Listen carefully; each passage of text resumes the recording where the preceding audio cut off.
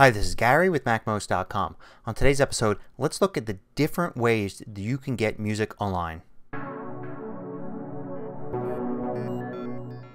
So now there's all these different ways that you can get music online, and I find a lot of people don't completely understand what the differences between the methods are. So let's take a look at them. So the first method of getting music online is to just buy it.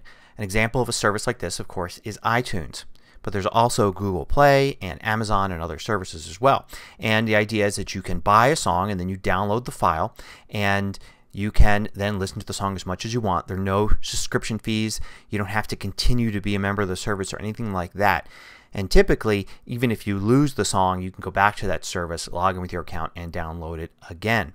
This is, of course, could be more expensive if you purchase a lot of music, because you can see as songs being about $1 or more, you can, if you just get 10 songs a month, that's $10, which is the cost of streaming music services that we'll look at later.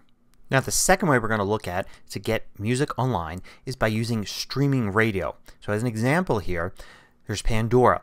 So the way these services work is that you select a song or an artist or a genre and then it begins to play music like that. So for instance, I just typed in Rolling Stones and it started playing some Rolling Stones.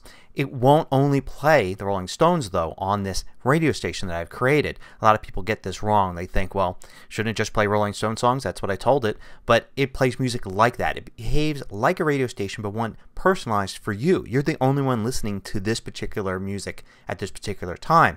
You can create multiple radio stations and you have to, of course, be online to listen to them because it's going to stream live over the internet. You can skip, but it's limited. You can't keep skipping songs all day long. You can only do a limited number of those. And there's usually a free version which has advertisements and limited number of skips and some other features you don't get, like perhaps you might not be able to listen to it using an app only on the web.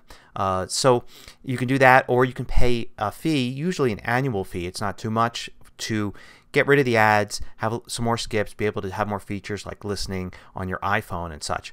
So these are streaming radio services. Another example would of course be iTunes Radio, which you get not on the web but in iTunes, and you can do the same thing here. Create your radio stations, listen to the songs it picks for you, and skip some. One of the things to remember about these services is that you always have the opportunity to give a thumbs up or thumbs down to whatever it is that you're listening to. So this will then allow you to further customize the station. So you may start off saying, I want to listen to the Rolling Stones, but then if it plays songs from a band you don't like, you can give it a thumbs down, and it plays songs you really like, you can give them a thumbs up, and then it will further customize the station. And the more you listen to the station and do that, the better the station will get for you. But you can't decide exactly which song to listen to. You can't repeat songs that you like. You just kind of have to go with the flow and listen to what it gives you based on the criteria you give. So the third type of way to listen to music online is streaming music. As opposed to radio, this means that you can listen to any song you want that's available on the service. So you can basically search for a song or artist and then decide that you want to listen to a particular song. And you can listen to that song over and over again. You could build playlists of your own songs. You can listen to playlists other people have made. And you could basically build your own collection of music within the service. So it's very different from radio because you can specifically listen to specific songs. You can go and select, say, the Rolling Stones, look at all the songs of Rolling Stones, put them on shuffle, and have basically a radio station of Rolling Stone songs. So this also includes everything that's included in the streaming radio service, because since you have all these songs available to you, it's very easy for all of these services like Spotify to build in a radio function where you give it a song or artist and it suggests songs for you and plays them. The difference being, of course, you can skip as much as you want since you've paid to listen to this service. Now, most of these services have a free trial version, just like Spotify does. But then you pay per month for the full version, which has benefits like being able to listen online. Sometimes you're limited in the amount you can listen to with the free version. So usually it's around $10 a month to listen to streaming music, and that's about what Spotify is, and also that's what the new Apple Music, which will take over from Beats Music, which was a competitor to Spotify, will do for you. Just allow you to listen to whatever songs you want that are available on the service. It's kind of like having your own collection of millions of songs and listen to them whenever you want. but you have to be online. However, these services, Spotify and Apple Music, will allow you to listen to music offline. You can pre-download some albums or some playlists and specify that you want to have them available offline so you can listen to them, say, on an airplane or while hiking or whenever you can't access the internet. Now there is a fourth way to listen to music online, which is an actual internet radio station.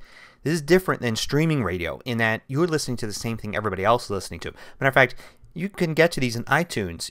There's internet radio there, and then this has been around forever. You can basically select a radio station. A lot of these are real radio stations that simply have a stream on the internet. Some are internet only radio stations from all over the world, and they vary in music quality, and of course you have to listen to them to see if you like what their programming is. And this has been around since before all the rest of that. This has been around since the mid-90s, if not even earlier than that. So this isn't new, but it's going to get some new attention now because Apple's new Beats One radio station is just like these. It'll be available through iTunes, but it's sure to draw attention on the fact that you can listen to online radio stations as well as getting music and building your own collection or having a subscription to a streaming music service. So there you go. You've got services where you can purchase music. You've got services where you can listen to customized streaming radio stations. You've got services where you can subscribe and listen to any song you want in a huge library of music. And you've also got traditional streaming radio stations. Hope you found this useful. Till next time, this is Gary with MacMost.com.